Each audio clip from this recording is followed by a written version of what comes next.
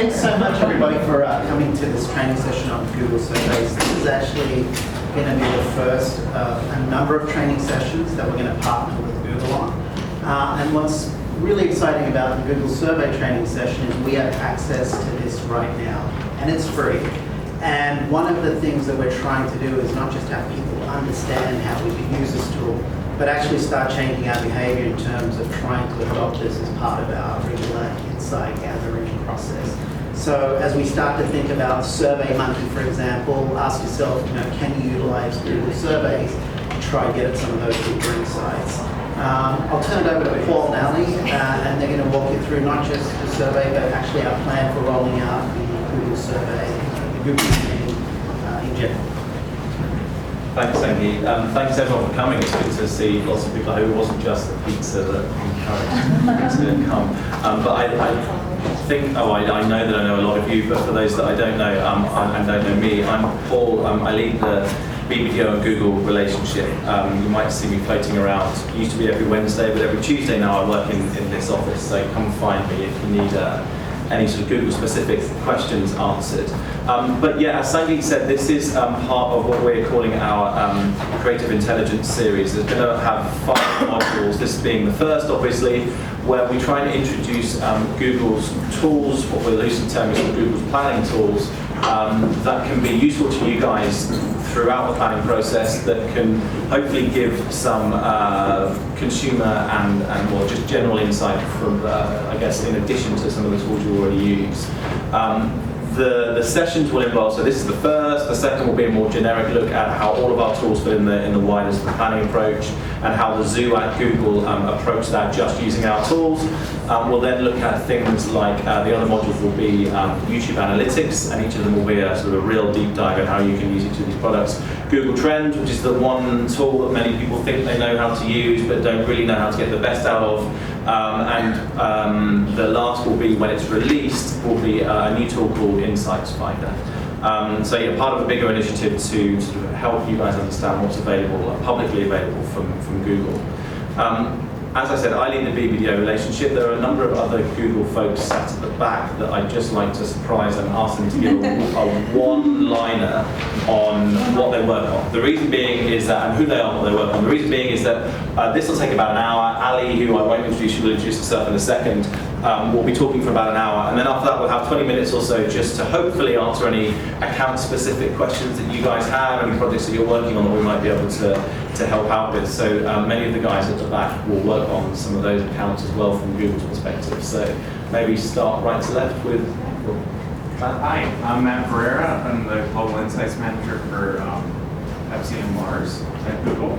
And this is one of my favorite tools ever in the history of market research and insights. And I think I might have gone down in history and I'm being questioned by finance for running the most Google consumer surveys ever in Q1 of 2016.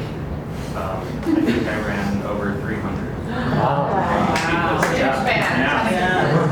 Not built to your cost center, GCS.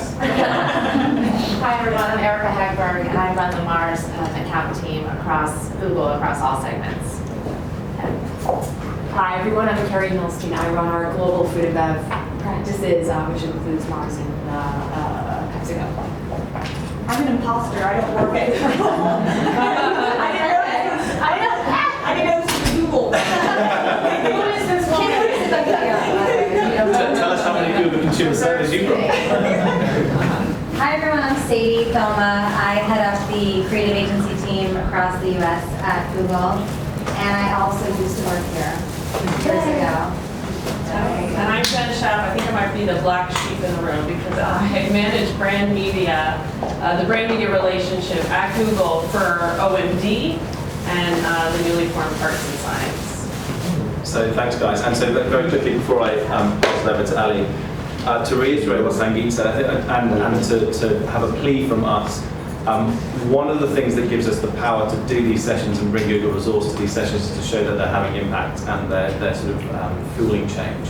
One of the things we can do is monitor the uptake of these tools and how many of you have used it, but Sangeet and I are already sort of starting to work on how we can try and quantify the impact these things have. So please, any anecdotal, please use it first of all as quickly as possible, and then any anecdotal stories about how useful it's been, start to share with Sangeet or myself or whoever else could pass those stories on. So I'll pass it over to Ali to introduce herself. Thanks. So I'm Ali Cohn, and I work exclusively on the Google Consumer Survey team. My background is actually market research, so actually on our team of 40 at Google Consumer Surveys, I'm unique in that I actually have a market research background, believe it or not, and spent close to a decade at companies like Ipsos and TNS, who are also our partners with this product. I work across all of our agencies and other market research companies. And what I thought I'd do today is take you through the tool itself for people that are not keenly interested in market research, which is probably 95% of people in the world.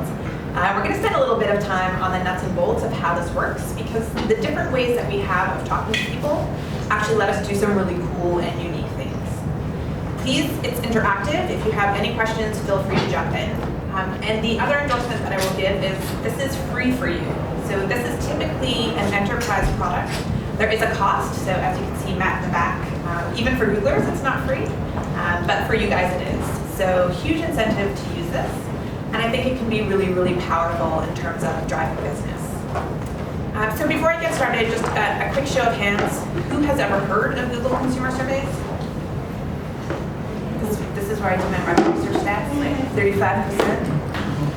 Who has ever used it? Excluding Google. All right, one person. Sweet, so it should be great. Super easy to use. I hope that you found it that easy. Yes, I benefited from some help of our friends at Google. Perfect. And so to that point, the other thing that you have access to is a dedicated account team specifically for this tool. So that's myself. And I have two colleagues that I work with, Grace and Stephanie, who are always here to help you get the most out of the platform. We are not full service, we're a DIY platform, so in terms of writing the questions, that's up to you. But if you have ideas on how you want to structure a survey or how you actually want to use the platform, that's when my team is very, very happy to help you. So what are we in a nutshell? We are faster, smarter market research. So I don't know how many folks in this room actually do market research, but projects can often take upwards of 2 days, often lasting 6 to 8 weeks. You guys need real-time business decisions, and that's what this platform is designed to do. We believe we're faster and smarter, and we can do this at scale, which again lets us do things really quickly, but without sacrificing any kind of data quality. So a couple things to note off the top on Google Consumer Surveys. We are not a substitute for any and all of the research that you might do. There are many things that our platform is not good at. We'll always let you know ahead of time if it's something that we think we can't do. The other reason that I say this is our platform is specifically designed to only run 10 questions at a time. So again, there's a lot of studies that you can't put through on this tool, but where Google Consumer Surveys really shines is in the ability to supplement, complement, and also to deliver almost real-time insights for a lot of your business needs. In terms of finding target audiences, one thing this tool is really good at doing is allowing you to speak to people that matter most to your particular campaign. So we have the option of talking to Jet Pop, and I'll talk you through what that looks like. But you also have the option of using up to 4 screener questions to get at that target audience. So for instance, if you're looking for Pepsi drinkers, if you're looking for folks who own, so in my market research days, one of the last projects I ever did was looking for parents of cats who were overweight who ate wet cat food.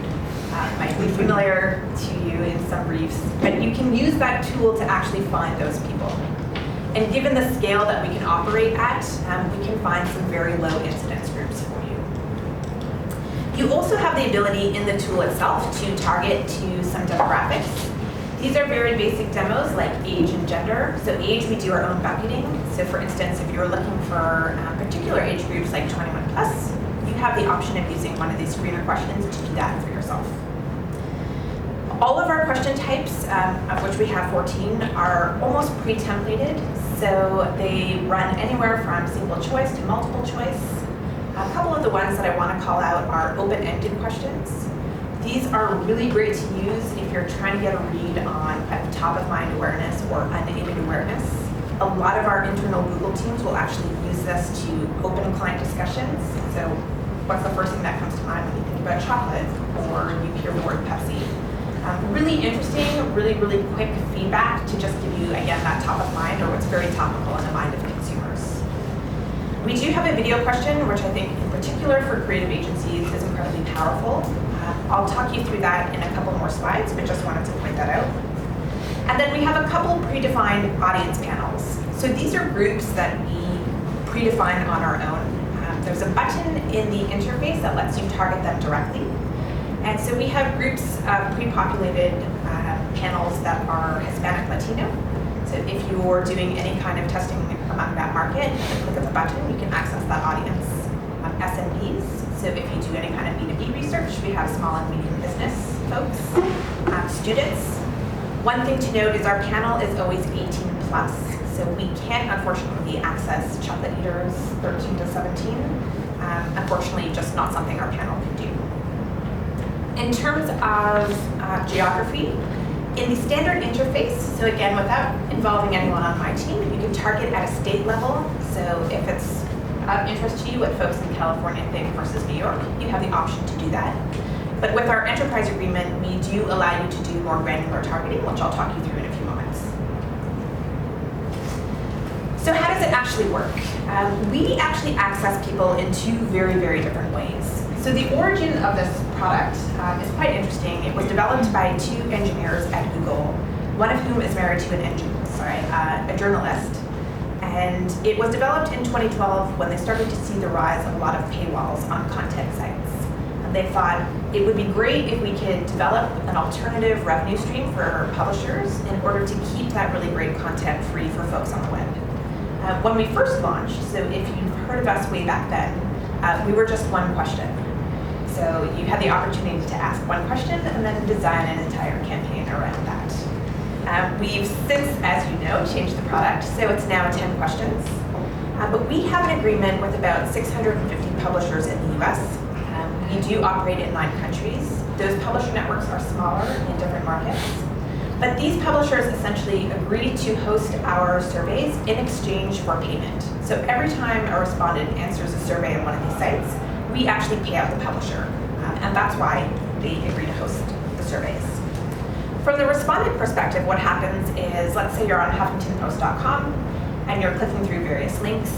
Huffington Post has the opportunity to set the frequency of how often a survey is triggered. So let's say every 10th link that you clicked on, you may be presented with a Google Consumer Survey. At that point in time, the respondent has the option to either take the survey or they can choose an alternate action that's defined by the publisher. It could be to skip the survey, so then they might be prompted in X amount of clicks, or share that content on social media, etc. As soon as they answer the survey, that content becomes cleared up, so the survey disappears. And the incentive that's built into this model is actually access to that content. At the same time, it's not strangers behind the screen. We believe that we know who these people are. And the way that we do this is by using double-click cookie data. So if you're unfamiliar with double-click cookie data, essentially it's just the browsing behavior of folks on the other side of the screen. It's the same technology that we use on the ad side of the business to target ads. So from this, what we're actually doing is inferring age, inferring gender. We pipe in location by IP address, so it's not inferred. And we also infer income. In full transparency, I think income is probably our weakest demographic. That's because what we're doing here is piping in the median income for that zip code. So my advice is always, if income is really critical to the piece of research that you're doing or the specific target group you want to target, you may want to ask that question yourself as one of the 10. We weight all of this data back to the total online population as defined by the Census Bureau. We recently refreshed this in 2015, so it's very accurate of the online population. Other things to note about this. As I mentioned, we are available in 9 countries, so if you do global research, you have the ability to do, let's say, comparable research across different markets. The other and probably most important thing to know about this network is the scale at which we operate. So given the amount of publishers in our network, we reach over 15 million unique survey takers per week. So contrary to a lot of panels where people may sit on panels for years, or you have the same 50,000 or 100,000 people answering your survey, and thus understanding how to answer research, we refer to this sample as like people in the wild. It's everyday folks like you and I who are simply accessing content. Any questions around how the publisher network works? Yeah. I just have a question, like, do you have a like a completion rate based on people that skip versus don't skip? Yes, I don't know it off the top, but average response rates on this network range anywhere between 15 to 30%. So that will be the response rate, and it will depend on the content of the survey and the content of the publisher on which we find people. Yes. When you mentioned panels, can you target by interest based on the publisher network? Can you give me an example? I want to talk to NFL fans. You can do that. You would need to use some of your screener questions for that. So your first question might be, which of the following are you a fan of? NFL, sorry, I was about to say CFL, I'm Canadian, NHL, etc. And people that choose NFL, you can then screen them through the survey. That would be the way to target interest. So you can't use the publisher content. We don't allow people to select the publisher or the type of content that the publisher, that the survey is shown on. Any other questions? So this is in stark contrast to the other way that we get at sample, which is what we now call the world's largest mobile panel. It's our Android panel. And so this is much more of a panel proper. The way that this works is if you have an Android device, and I've long since stopped asking how many people in the room actually have an Android device, so I'll take it that some of you do. You can go to the Google Play Store and download our app. It's called Google Opinion Rewards. If you do have an Android device, go and do this now. You can do some really cool things with it, and we pay you for surveys. When you download the app, we prompt you to self-select for age, gender, occupation, and location. So again, a little bit different from our publisher network because it's not inferred, we're actually asking you. And then the way that the incentive model works here is if someone chooses this as the platform to run a survey on, we send an icon to the device. Once that icon appears, the respondent has 24 hours to answer the survey, or we repeal the icon. So this also helps us with speed and knowing how many people to send out to. Upon completion of the survey, we will randomly generate an amount between 10 cents to $1, which those folks can accrue and use against the Google Play Store. So a couple things to note about this. This incentive model is wildly popular. We have a response rate of over 90%, and that's because people love to take surveys and get paid for them. You can, erroneously, as I thought, not buy a tablet, but you can buy other cool things like games, music, in-app purchases, etc. We know this, and so we do a lot of spam detection on the back end to make sure that people aren't answering erroneously or telling us they're someone they're not in order to get more surveys. So the example that I always love to give is that of truth or veracity questions. So we sent a question out to our panel probably about 6 months ago, and we asked people if they had visited Kelp Water Park. If they said yes, we said, great, what was your favorite water slide? And when they told us, we essentially said, congratulations, we caught you in a lie. Lying is bad, don't do that. So someone sent it into Reddit and said, Google spanked me for lying. I think we were front page. Our product manager actually went on and said, you know, people pay us for these results. They make business decisions with them. Lying is bad. And if you continue to lie, we won't send you more surveys. So we do a lot of things like that in the background. We mark those files as spammy. We also look for things like demographics to make sure you are a male 18 to 24 and not just saying that in order to improve your chances of getting surveys. We also look at things like speed of completion. So you will see when I show you the results, we'll always publish the speed. If people answer too quickly or too slowly, we will kick out the outliers. So we are a data company at heart. We take a lot of pride in our data. So I'll always ask you guys, things look wonky, flag it to us. We're not always perfect, but we will absolutely investigate. But we're doing the best and the most that we can on the back end to make sure that those results are very robust. We do not weight this data, and that's because we don't believe that we know what the Android universe looks like in order to model a game. It's something that we're working towards, but we're not quite there. We are in more countries than we are with the publisher network, so we're in about 10. And this year, getting to the end of the year, so rolling into next year, we're looking to launch in markets like India, Indonesia, Singapore, Switzerland, and Nordic countries. We have just under 9 million downloads globally. Just under 5 million of those downloads sit in the US. This is something that we're investing massively in, so I would anticipate that these numbers, if not double by end of next year, grow exponentially. Any questions around how the Android panel works? Anyone going to download the Android panel now? Yes. So what does it look like? I think of Google Consumer Surveys almost like an ecosystem, because you can't divorce the sample from the actual platform. And the same platform that you would go in and program your survey is where we deliver the results.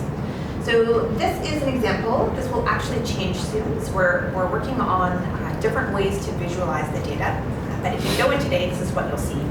For every question that you ask, we will visualize it in terms of a bar chart. If you ask open-ended, we provide a word cloud, which you can also manipulate in terms of grouping and ungrouping.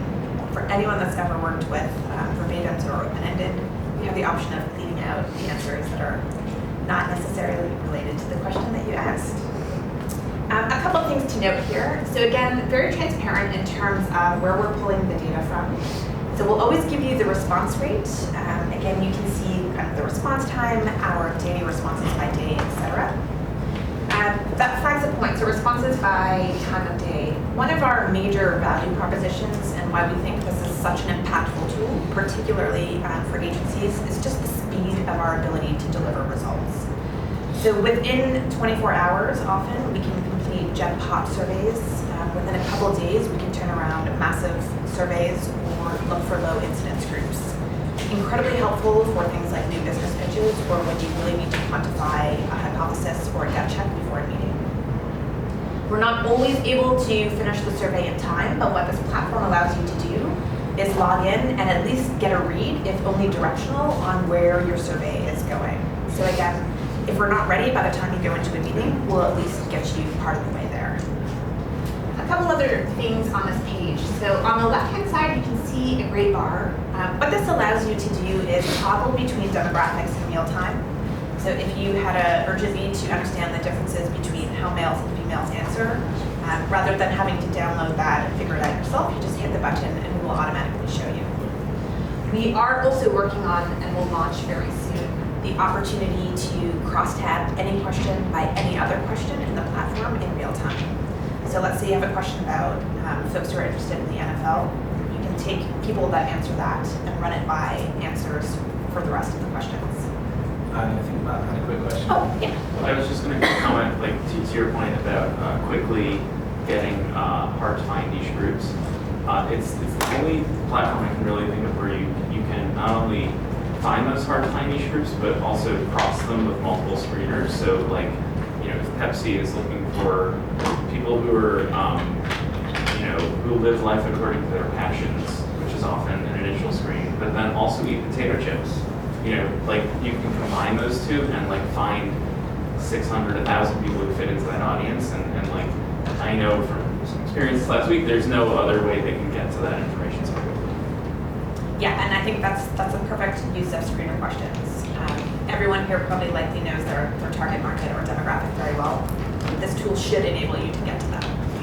We were wondering about sample size. Can you set like a minimum sample size that you want to get to, or? Yes.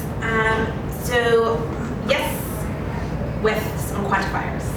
So if you are asking a Gen Pop question, so there's no screeners, that is, you're not trying to push anyone out of the survey, you can choose as little or as large as you like. So if you just want to talk to 10 people, that's your call. If you want to talk to 50,000, your call as well. As soon as you introduce a screener question, what our platform will do is, rather than spit out a price, and even though you guys will be plugged into a free budget, it will still calculate a price for you. We send out that survey to enough of a population that we feel comfortable returning an incidence rate. And so we would come back to you and say, we think that people who live their passion and eat potato chips are 5% of the population. This is the price for a complete. Do you want to go forward? If you're doing something like that, the minimum number of completes that we require is 100. Aside from that, it's totally up to you how many people you want to talk to. Sorry, so I just want to make sure I got that. So for any number of screens, so we could be talking about overweight cats that eat wet cat food, parents, blah, blah, blah. The minimum, your platform says 100 is robust. That's the minimum we'll allow you to pick because we will need to go out and run it. And once the survey's launched, can you see results as they come in, or you Yes. wait for 2 days and then see in totality? No, I think part of the beauty of the platform is we will start to update in almost real time. So as soon as, again, without using screeners, so if you have used a screener, we'll automatically let you see that data. If there's no screeners, as soon as we have about 10 responses, we will start to populate this, and you will be able to dip in and read. We update probably every 2 to 6 hours, and so you can get that feed. So when you specify like 100 overweight cats who like potato chips, like that you're looking for 100 of those respondents that may have been screened among 2,000 additional people to get there. So you kind of also get those. Well, it's all free, but like the insight on the screener questions is also available. So you'll see like 10,000 people said no, my cat isn't overweight, and you can do the same kind of demo insight on those screener acceptors and rejectors, which is also really interesting just to give the client insight about how niche this audience is, who it clusters among. Yep, so to that point, we always include the partials. So if at some point someone screens out, you will have the data on that yourself. So there are insights to be pulled from who's not in your target. And the other thing that I'll call out on this page is perhaps the most popular button, which is our export button. It's right at the top of the right, and this allows you to export these results into Excel. So if you have a need to manipulate the data on your own, or you want to do some more sophisticated analysis, upload it into SPSS, et cetera, or just do your own pivot tables, we tend to find most people choose that option. So how do we see agencies leveraging Google Consumer Surveys and surveys in general? You guys are probably more experts at how you use research than we are, but we see a couple basic categories. So first and foremost, new business pitches. Again, just given the scale and the speed at which we can operate, agencies have found us incredibly powerful to be able to get those results in time for a pitch or a last-minute brief. Super quick case study. This is from Zenith Optimedia in the UK. They noticed that their own staff tended to spend a little bit more on lunch just after payday. So in the UK, as folks here from the UK will know, I think you get paid monthly. Yes. Yeah, so just after payday, people were spending a little bit more. So rather than what I'm told happens in agencies, it's kind of taking a walk down the floor and asking folks if they agree or disagree, again, talking to like-minded people. They were able to use this tool to quickly quantify that hypothesis and recognize that this very specific behavior was actually a more general pattern that they could see out in Gen Pop. And so what they did with this was go back to a lot of their CPG advertisers and let them know that they should advertise, heavy up spend on campaigns for larger ticket items or really push things around just after payday. So again, not a crazy insight, but a way to turn it from just a thought or an observed behavior into quantifiable behavior. We had another agency use this, so they were pitching a organic makeup brand.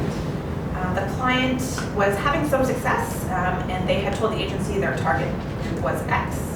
The agency completely disagreed, and any of the creative that they developed in mind for a new pitch targeted a separate demographic. Rather than just go to the client with that, what they did before was run it through Google Consumer Surveys and prove out that, in fact, they were targeting the wrong demographic. There was this whole other audience that they could be appealing to. So again, I think very powerful to go into a pitch with already proven out research that supports you. And again, we can do this in almost real time.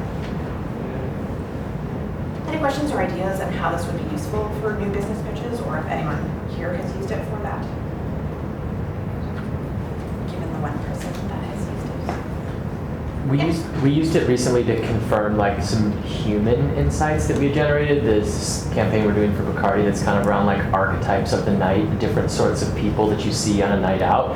And we ran in, I think, like London, Paris, New York, kind of asking, like showing people an image, showing people the copy, and just kind of saying like, on a night out, do you recognize this? But we ran a screener to see how often do you go out like drinking with your friends, and like screened out people that only went out like once a month or once every other month.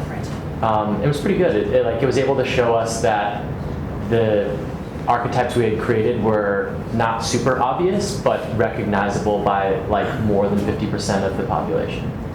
That's awesome. And how did the client respond? The client liked it because they were pushing for like, where's the data on this? Where's the data on this? And all the creative directors and planners had spent dozens of years drinking, and like, is that not data enough? But it was nice to be able to show that like, if the concept was too obvious, it wouldn't be like interesting enough. Yeah. And since there's a dozen of the archetypes in one spot, like people will recognize some more than others, and it kind of has a good balance. Yeah, I think that's a perfect use case of this tool. The other way that we see it used heavily by agencies, in particular creative agencies, is for creative testing. So we are not a perfect solution for any and all creative testing, but we do offer a couple different ways that I think allow you to get a very quick read. One of those ways is using video as a stimulus. So video is a question type that's only offered on our Android panel. It's only on the Android panel because we're asking our respondents to watch a video of up to 2 minutes in length. And we think we have a different relationship with people who have opted in to do research with us versus trying to access content on the web. So what you would do is upload a video, again, up to 2 minutes in length. This is not a hard and fast rule. There's no technical constraints. We've just found that typically we get higher response rates around this. So if you have a video that's a little bit longer, let us know, it's not an issue. You would upload it to YouTube and mark it as unlisted. So the URL is not searchable at all unless you decide to share it with someone. And then we send it out to our respondents. So they would receive a survey. We ask them if they're okay to watch a video with sound. If they say okay, we show them the video. If it actually works and they get to the end of the video, then you can ask them anything you want, up to 9 questions after the video on that. So our team actually used this ourselves to create our own TrueView ads. So our product manager, God bless him, does not have a background in advertising, but woke up one night and said, I have this amazing idea for a TrueView ad. I want to have 2 pennies talking to each other, and I want them to say, like, what's your 2 cents? Okay, sure. Well, we'll run with that. And so what we did, Anybody interested in playing this? Yeah, I was gonna say, yeah. I think there's some appeal. So drew up some quick storyboards, had someone in our team just voice over some very rough content. And the beauty of this is we were able to keep doing it iteratively. So we got feedback, don't like the voice, don't like the music, don't understand what you're trying to say, perhaps the most important feedback. Yes, I get that this is something that will allow me to accrue credits, or I get money. Again, through the hopper a couple different times until we netted out with something that we thought was really sound. And at that point, we were happy to pass it over to an agency and say, let's invest and flesh this idea out. I say that because a lot of folks who work in creative will obviously work with partners like Millward Brown, like ASI. Benchmarks are incredibly important in trying to figure out whether or not this ad is going to resonate or hit. This isn't a replacement necessarily, but what it can do is let you get very early reads on where you might want to make your investments.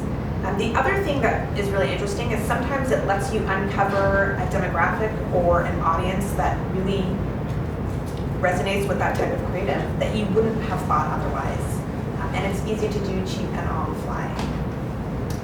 So again, it doesn't have to be the full beautiful video, although that's also one way to use the tool.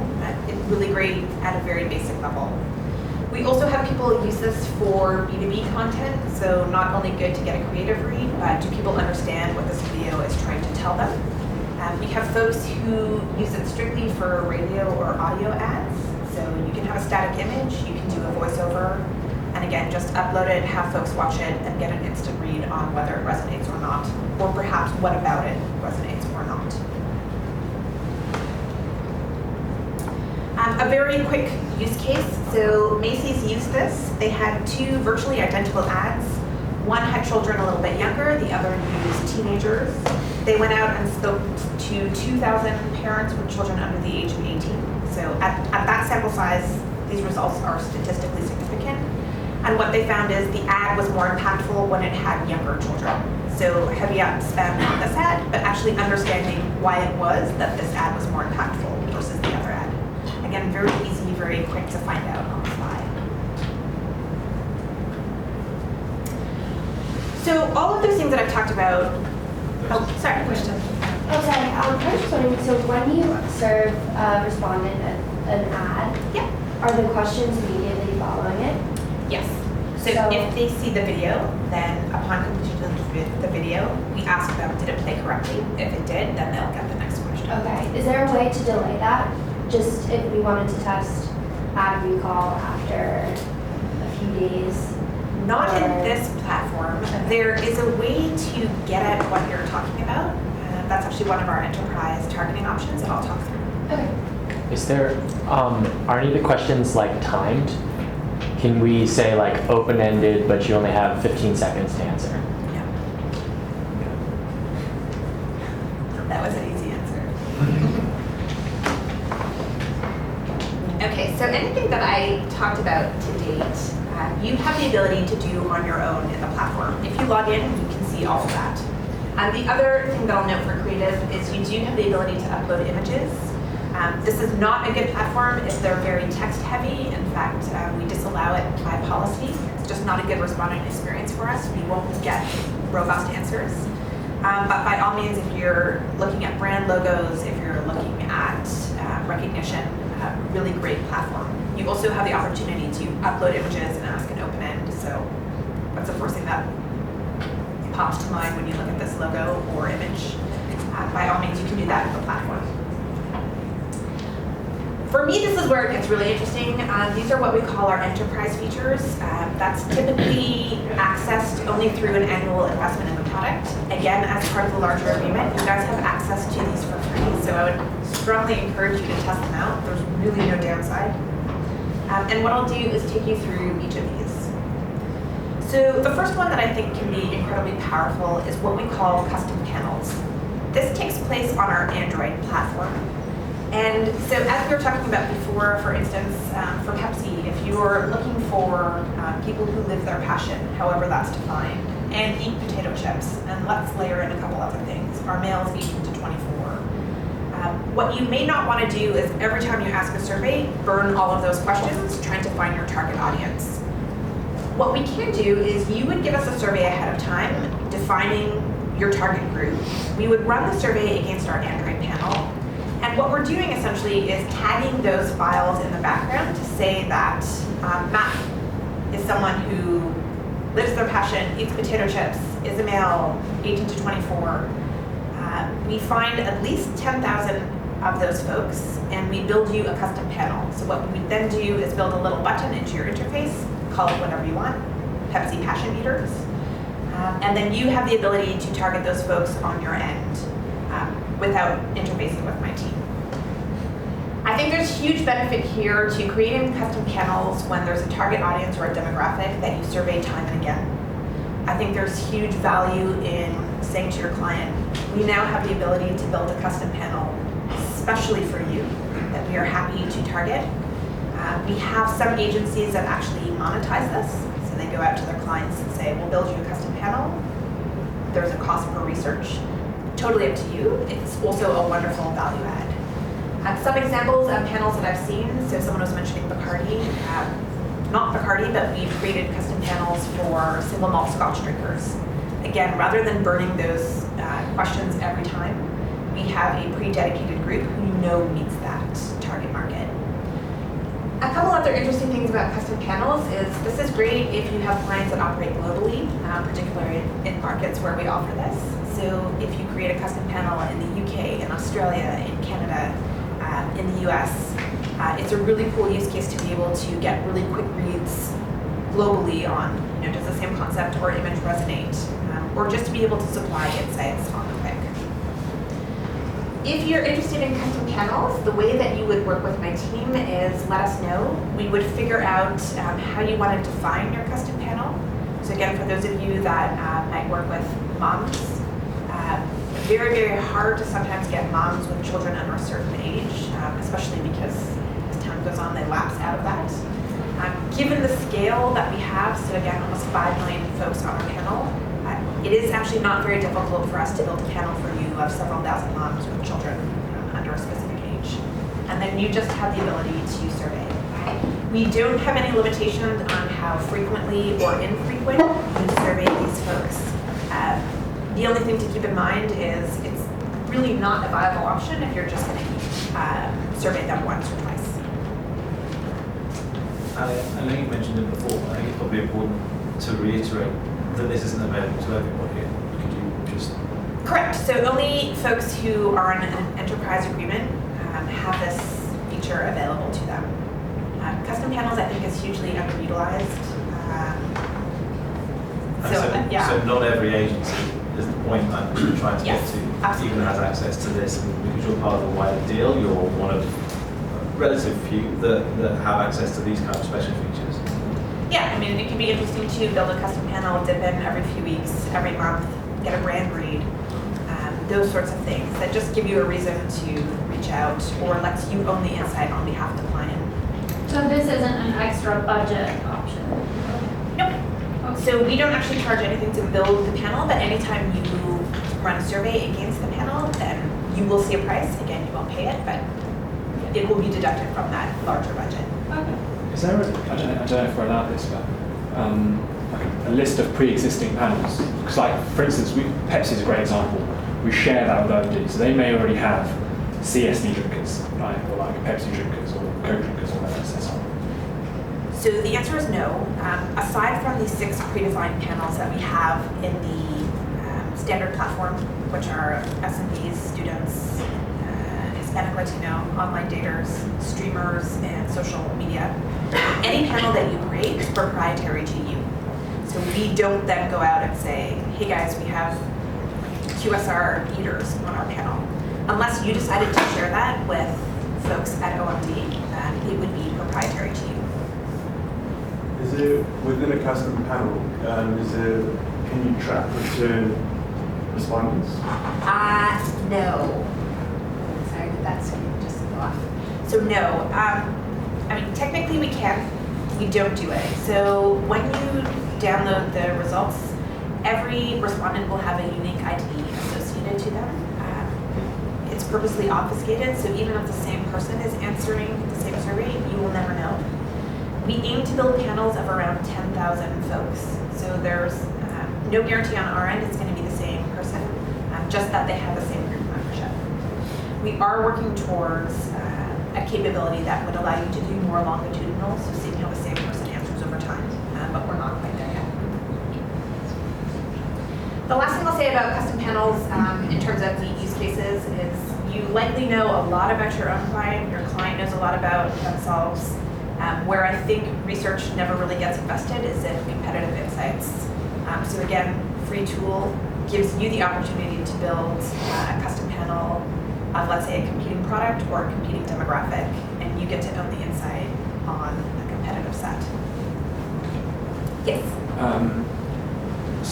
Say we want to create a panel of something like CSD drinkers.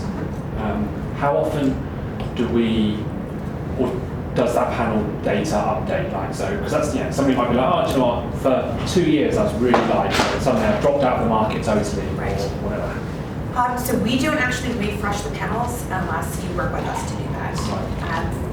Depending on membership in the panel, so obviously if you're looking for moms with babies 0 to 3 months, you'd have to be much more active.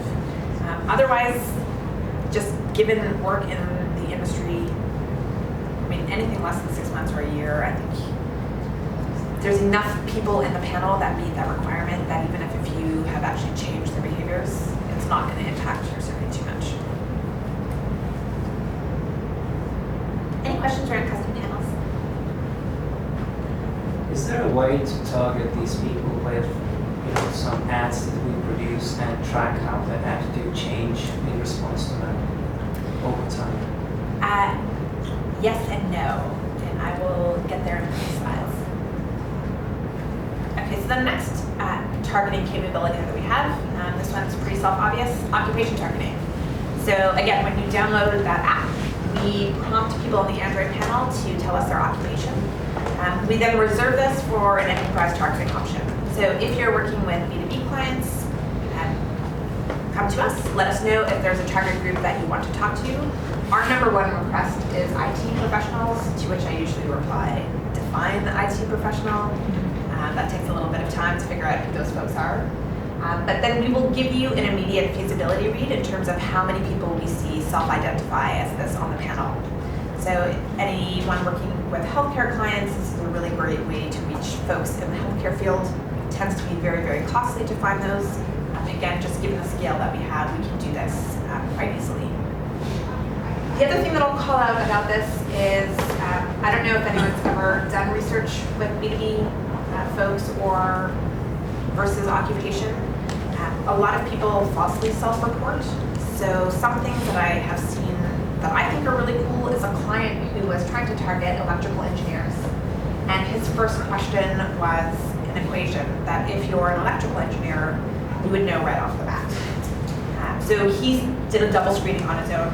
I think that's really cool because we have a lot of people that, they'll tell you they're a cardiologist or a neurologist or a CEO. Just for your own comfort, it's never a bad idea to just confirm that. Yes. Is there a way to target on level, right? So not necessarily like someone who's more of a decision maker versus someone who's more junior? Yes, so I think it would probably be twofold. The first thing you'd want to do is probably work within occupation targeting. So let's like CIOs or CTOs, isolate those, and then have as your first screening question. Are you, not worded like this, but are you a person who's able to make a decision? So a couple different ways of getting at that. But they don't indicate to us at the get-go their level. Any other questions on occupation targeting? Okay, the next one is also very self-obvious, and it is called zip code targeting. Any guess what this one does? It targets zip codes. So we used to be able to just do this with the zip prefix. We are now able to target a full zip code or postal code. We're not quite at the DMA level yet, but what you can do is figure out the key zip codes in your DMA. You pass that to us, and we find those people mostly via our publisher network, but also on our Android panel. Of all of the capabilities we have, this one and the next feature are probably the most heavily used of our enterprise features. Zip code targeting is incredibly impactful for understanding regional or city level differences. So you were talking about a campaign in London, Paris, etc. This is a really exact way of getting to those audiences. We've had QSR restaurants and their agencies use this when they've introduced test products in different markets and want to get a read on that. We have other agencies use this for pre, mid, post. Again, just given the speed and the cost effectiveness of this, imagine you have an 8-week campaign running. This lets you, if your client is nimble enough, make changes on the fly if you realize awareness or impact are low. So I think a really, really powerful way of getting at those really regional insights. Telecoms companies use this because their advertising is very regionally based. Bundles and packages will differ pretty much by zip code. This is a very exact way of getting at awareness and behavior around that. Given the scale that we have in our publisher network, it's very, very rare that we aren't able to find a large enough audience for you. So even some of the smaller zip codes that you'll operate in, not really an issue for us. The only thing I'll say is the smaller the market that you're testing in, you may just want to think about a longer fill period. Longer in this case is maybe 4 to 5 days. Still a lot quicker than other panels or research, but just something to keep in mind. Any questions around zip code targeting? Awesome. And so the last feature that we have is something that I've been alluding to, or some of the questions are trying to get at. This is called user list targeting. So there are a bunch of ways to use this. If your clients are clients of Google on the ad side of the business, and I'm going to go with a lot of them are.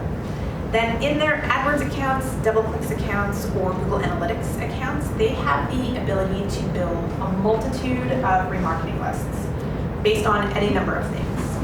What we can then do is take those remarketing lists, we upload it into our system, and anytime we see anyone on that remarketing list appear either across our publisher network, or we can match their cookie to a mobile device, we prioritize that survey. So practically speaking, how does this work? Anytime one of your clients is running an ad anywhere across the Google network, so it could be a search ad, it could be across the GDN, could be organic content they've created for YouTube or a YouTube channel or TrueView, they have the option of building our marketing list, often engaged with you. So you would build that list, you would pass that to us, and then you have the option of asking them whatever question you want based on the knowledge that they have at least engaged with that piece of advertising. We had a telecom company use this in the following way. So they took some like 10 key metrics, they ran a Gen Pop survey, then they took a list of people exposed to campaign X, and then a list of people exposed to campaign Y, and compared those metrics across the board, realized that it was campaign Y that actually drove the largest impact of recall, purchase intent, etc. And so heavy up on that ad. It also, because of the types of questions that you can ask, can allow you to get a read into why is this particular ad driving a greater amount of purchase intent than others. So again, those questions are yours to ask. Other use cases, you can cookie any part of a client's website. So we have retailers that use this to get at shopping cart abandonment, a huge issue for almost every single retailer. People put things in their cart, abandon, you pass us that list, and you have the ability to ask them what they do or why they didn't buy that. I think it's an incredibly powerful way of connecting online to offline behavior. You know, given the list, what they've done online, but you don't know any of the what or the why behind it. Another really cool use case that we just discovered a few weeks ago is using this to talk to people who have downloaded a client app. So if your client has an app, what they're able to do is upload a device ID list into AdWords. AdWords will turn that into a cookie list. You pass it to us, and we will find those people. As far as I know, no one else quite has this capability, and it's, I think, one of the most unique ways of trying to get a sense of, like, hey, you downloaded this app, you've never used it, talk to us about this. We just ran a test where a client isolated a particular action in an app. So you did this inside the app, here's the list. Let's find those people and talk to them. Just another way to get a lot of attitudinal insight layered on top of the behavioral piece. Yes. Possibly ignorant question, I'm not going to sure ask you, but I'll tell you let me go and stuff from the end. Sure. So my Visa is my client, and they have a very specific product, which is a checkout button. To what degree of accuracy would I be able to target? So users who have ended up on a generic checkout page but not necessarily use their product. So you can only use this type of list if it's the direct client. So because Visa is the one that would have to build their marketing list, unless they had buy-in from other people who had that button, you couldn't do that. The other thing that I will say is there is one other way to use remarketing lists. There's going to be a lot of jargon.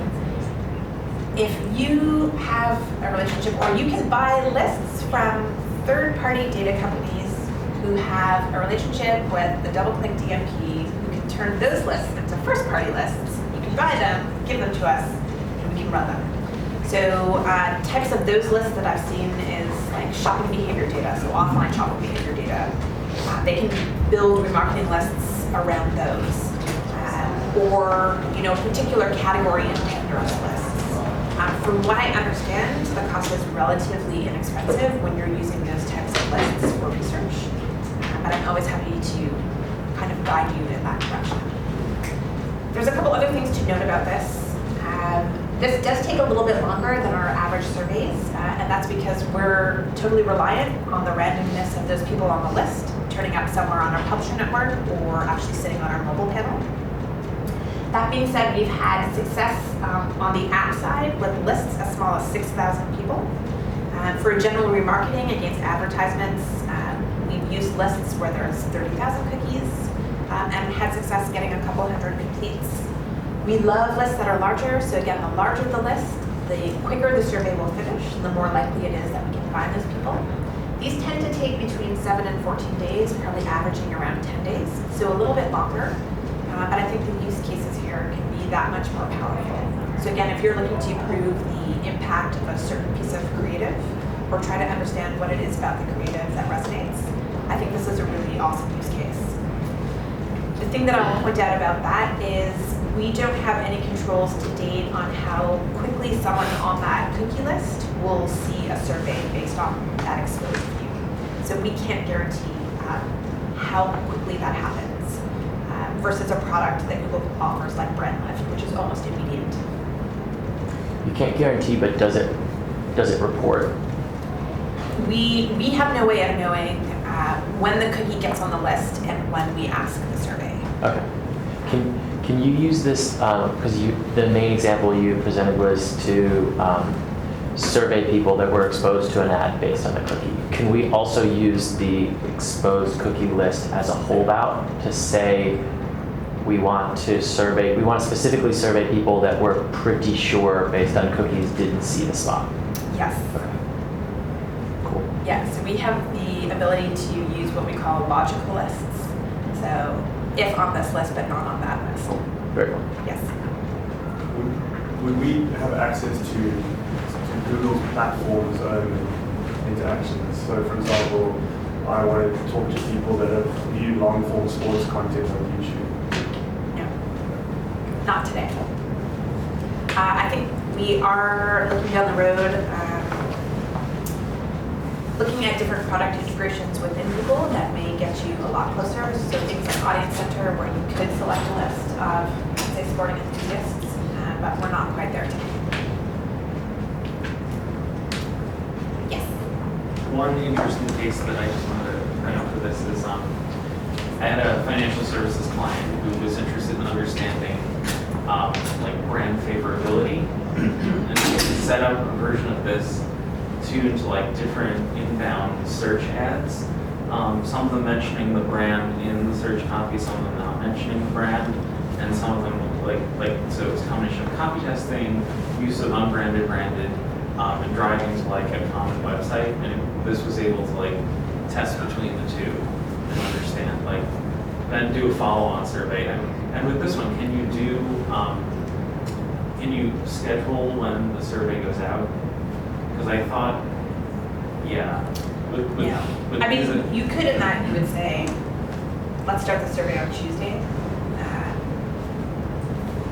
That's as granular as you can get in terms of selecting when you want to start the survey. Yeah, I mean, I had the sense in running this that like exposure was a while before the survey was fielded. So there was enough time that it wasn't like immediate, like as soon as the person It's not immediate. entered the cookie pool, there was time to forget basically. So that's kind of important if we're looking at brand metrics. Yes, absolutely. The other thing to note along that is that we are not a perfect control and expose platform.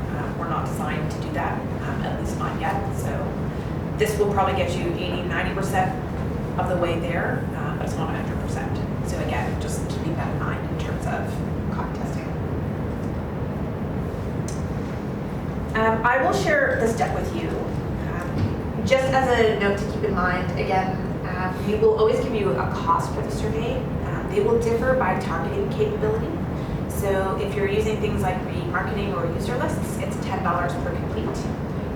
With things like those, though, I tend to advise lower sample sizes. So a sample size of 100, 200 is probably going to get you what you need. And so average costs of surveys tend to be a little bit lower. But of course, it's up to you. And because of the enterprise deal, it's not an actual cost, it's just coming from an agreed pot that is for the OMG group, I think, as a whole. Yes. So you're eating away at a pot, but you're not costing BBDO any money. Yeah. Is there a limit to how many custom surveys an individual can use or create? So yes, typically when we go out and we pitch our enterprise package, we would standardly say you get anywhere from 2 to 3 custom panels within a company. I think we're open to being more flexible about that. I think if it's a strong use case, there's no downside. The reason why we tend to set limits is A, we don't incentivize people to answer those original screeners unless we build a panel. And what we try to dissuade people from doing is, let's say, building 20 to 30 custom panels and then not using them or using them once or twice. But if you have a strong use case for it, then by all means, I think we're happy to do that. So 2 to 3 at BBDO, is that? Yeah, I mean, I would say I would be more flexible.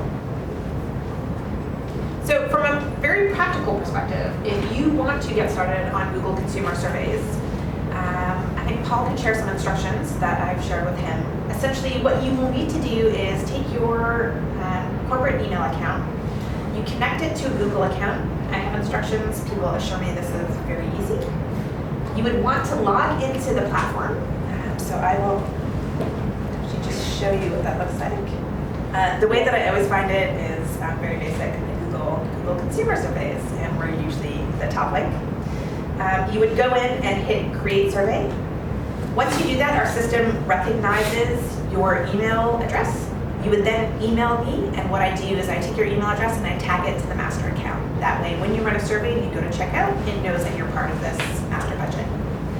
I would strongly encourage you to do that because, again, it's free, and by the time you decide that the urgency is there to want to use that, it just takes the time away from us having to figure out all those steps.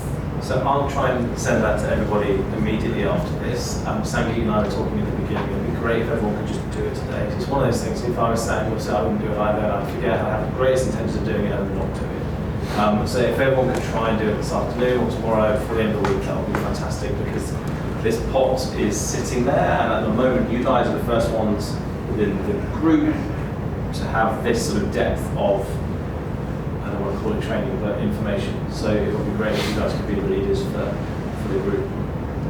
And then, so it's 2:11, just conscious of time. I can quickly take you into the tool if people want to see that. Otherwise, we can open the floor for discussion or questions. Any interest in seeing the tool? Yes. Yes. Okay. Sweet. So this is it. Super simple to use. Essentially, programming your survey is done in 3 steps. The first page that you will see is called Pick Audience. So a couple things to note here. Survey name. You can name the survey whatever you want. The respondent never sees this. So my advice to you is name it something that's going to be very meaningful to you. We're working on ways to kind of organize lists of surveys. But if you plan to run multiple surveys, just name it something that you'll recognize. You then have the option of choosing the different target populations. So again, Gen Pop. If you forget what that is, you can scroll over it and it will let you know which one that is. And then, so audience panels, you can see that there are 6 ones here. If you ever want to target them, you just simply hit that, and those that survey will be targeted directly to that group. I'm going to go back and choose Android smartphone users. And then there's some standard targeting options that, again, are available in the standard platform. Even having enterprise access, when you log into the platform, you'll see the exact same thing. Any of those higher level features we talked about, you will never see in the platform. They require someone on my team to kind of pull the levers in the back end. So if you're looking for them, you won't see them. Talk to us. But if, for instance, you wanted to talk to males 18 to 24, again, super easy. Just kind of unclick the boxes. So now I've selected that. There. And my survey will only go out to males 18 to 24. You have the option to choose by country. So I'll just keep it in the US. And then in terms of targeting regionally in the tool itself, you can do region, which is divided into 4, or state. So once you've told us who you want the survey to go to, you would click continue. And this is the part where I would encourage you to just log in and play around, familiarize yourself with the question types. Also, we have some limitations on characters, so It's not the best platform for porting over standard research that you might run. So if you look at like question length, for instance, it's more of like a Twitter-esque length. It's 175 characters. So it forces you to ask a punchier, a much more direct question. We think this actually yields better results, and keeping in mind that the person on the other side of the screen is not a professional research taker. But if you scroll through the different types of questions, you can see what they allow you to do. And we have a question back. Is there a limit to how many of these you can do? How many surveys you can run? Yeah, like not, this is not the custom, right? This is just. Yep. No, there's no limit. Okay. I mean, at some point I would say, like, if suddenly BBDO was spending tens and tens or hundreds of thousands of dollars. Because a lot of us work on multiple brands. Oh yeah, by all means. So we might have a need for more than one. For sure. Okay. My advice is the more you run, the more you get. The more you use the tool, the more kind of powers that be think, oh, it's a useful tool. Let's make sure that we can offer it. Okay. And So I yeah, think don't from be the shy. overall deal perspective, it's bad timing because I'm eating pizza. But it's better to get told to spend, to slow down, than to not spend the available money that is for the group. Because if it's not spent, you probably won't get it next year. Okay. So do it, yeah, please. I'll do my Sorry, can I just ask a question about targeting other countries? Do you translate the questions? No, that's a good point. We do not provide any translation, so that would be on you. And the results that you get back would be in language, so that, again, translation would be on you as well. To date, we haven't localized, so it's the same character limit. Let's say we have some trouble in Japan, just because character lengths tend to be longer. We're working on it. Right, so again, just scrolling through the different types of answers, you can get a good feel for what it will look like. Some of the ones that might be interesting, so open-end. If you use open-ended questions, my advice is use it when you want a very short and sweet answer back. If you're asking for a paragraph or anything more than a couple words, you'll get something, but it's not going to be great, and it will be very hard for our systems to actually qualify. So really great for what's the first thing that comes to mind, give me 2 words, 3 words, etc. You pick your question, you add it, and so here's where you're actually programming or writing your question in. I'm actually terrible at writing in public, so apologize. But let's say you wanted to screen for dog owners.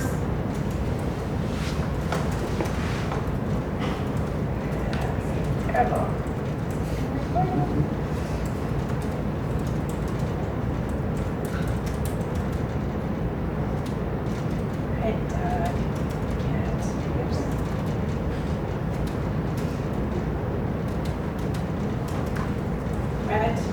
If I want to use it as a screener, if I go down here, I'll see a box that says screen with this question. As soon as I hit it, you'll see a little screen and box appear. Putting the check mark there means anyone that answers dog will go through my survey. Anyone else that answers not dog will get kicked out. So again, super, super easy to use this tool to screen. And then you keep adding questions until you're done. Sorry, did you advise that even though you can select sort of inferred demographics, if it's very important to you, that you also double? I would absolutely say do that when income is important. The other thing to note, so age and gender I'm very confident with. Right. The only thing that can potentially happen is if we can't predict who the other person is, so let's say it's a shared computer, which doesn't happen that often, or the cookie window has rolled over and we can't make an accurate prediction, they'll appear in your file as unknown. So if you're not okay getting some of those back as unknown, then yes, you want to ask that. Once you're Once you're done, you hit confirm. You have a couple options here. So if it's a survey that's one and done, you're just doing some ad hoc research, hit once. If you're interested in setting up, let's say, weekly or monthly brand trackers, I think why not? A lot of sub-brands today don't have the budget to do this. So working with smaller brands is a very, very powerful way to give them timely insights. Responses per question. So I'm not using a screener here. I took it out. I can ask for 10 or I can ask for 10,000. It will give you a price per complete. And once you're comfortable with that, you would just hit buy now. Any survey that you program or that gets programmed on our platform is reviewed by human eyeballs. They are not reading your questions to decide if they're good or bad, but they're looking for policy infractions and things like logic, spelling errors. Did you choose the right question type for what it looks like you're trying to do? They will communicate back with you if there are any changes. If they're not, it goes live usually inside of 1 hour, and you have results that start to populate your platform within a couple. Great. Question? Yes. So if you think about the two different types of individuals, so you have people who you're serving the survey to when they're getting content versus on their mobile phone they've opted in. In terms of household income, do you think that then the publisher network would be a stronger place to find higher household income? Not necessarily.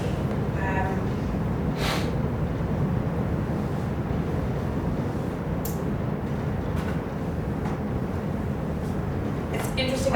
I don't know if I've seen an income comparison between the two. I'd say you have an equally likely chance of getting a higher income on both. Okay. Are there any differences between the users otherwise? Yes. And actually, thank you for prompting me to call that out. So any researchers in the room will notice there's obvious bias in the Android panel. Anyone know why? It's an Android panel, so there are only Android users on this. That used to mean more than it does today. And I say that because today, Android enjoys a lot of usage in the market, more so than iOS. And in fact, if you look at the demographics of an iOS user, they tend to skew higher on income and education, and therefore are less representative of the general population. So we call our publisher sample JetPop sample. That's because it's reflective at large. But the Android sample is more reflective of JetPop today than it used to be. The other thing to note about that is it tends to skew a little warmer towards technology or anything around technology. So if you work with clients that are testing new concepts featuring technology or new smartphones, etc., people on this panel will tend to like it much more or have stronger opinions than do people like JetPop. So I think that's key to keep in mind. In markets outside the US or Canada, so for instance, we're active in Brazil and Mexico. Android is probably 80-90% of the market there, so the differences between the two are almost nil. Although in those markets they will tend to skew higher income, just because the likelihood of owning a smartphone with the data plan is increased. There was one other point around that. Yeah, the other awesome thing about the Android panel is if you tend to work with clients who want to target younger folks, like males 18 to 24, we have a ton. So it's never an issue for us to find that demographic, which it tends to be a little bit harder for other folks to dig out because they're just not online or answering their phone. But yeah, it's good to be aware of those two different panels. One of the barriers, at least on a brand that I worked with a year ago, one of the barriers to using this was the fear that it might be intrusive, so it might kind of like pre-roll, kind of be a wall, and people would feel frustrated. So have you seen that? So we do a lot of testing on that. Mostly it's our publishers that have this concern because what they don't want to do is lose people coming to their website. Right. So they accurately record bounce rates, and we don't see in fact a difference at all in people jumping ship from that particular publisher. There's a question up front. So I'm actually working on new business right now, so this is completely applicable and also going to be very helpful. And things like in our current process, the client didn't give us an exact kind of business problem to solve, nor a target to kind of talk to. So I'm building out this target.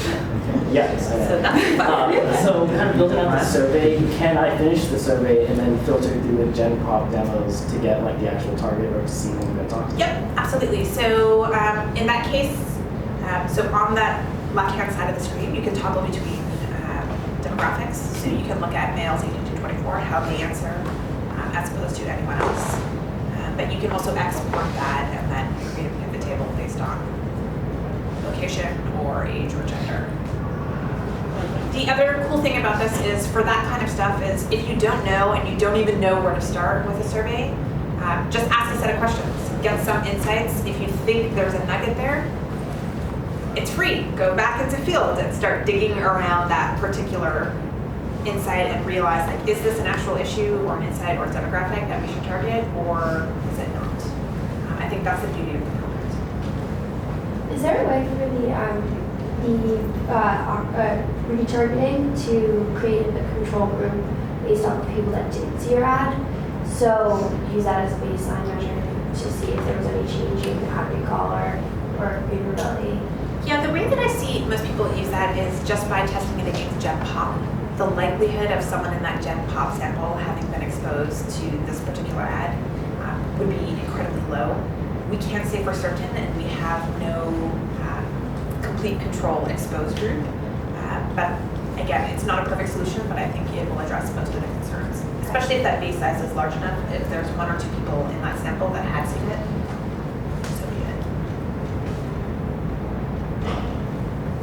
Any other questions? Is everyone going to send me their email today so we can get you locked and loaded? Sweet. Awesome. Thank you so much for your time. Thank you. Thanks everyone for coming. Don't forget that this is number 1 out of 5, so we'll share all the dates for the forthcoming one. So the next one's probably in the first week of September. We're just confirming the exact dates. And then I'm here every week, so if you need any particular questions, come find me. The next one will be myself and the head planner, the lead planner of the zoo globally, who will talk about how we use all of the outsourced tools in like our wider planning process. Okay. So my probably sounds like you say, would you say custom hand? Should you just go over with the sound? Yeah, well, if you need to know something beforehand, it's fine. You can just go through it. I think it's me portion, but I think it's like everyone's like So I'm fine. Probably get away with Gen Pop sample.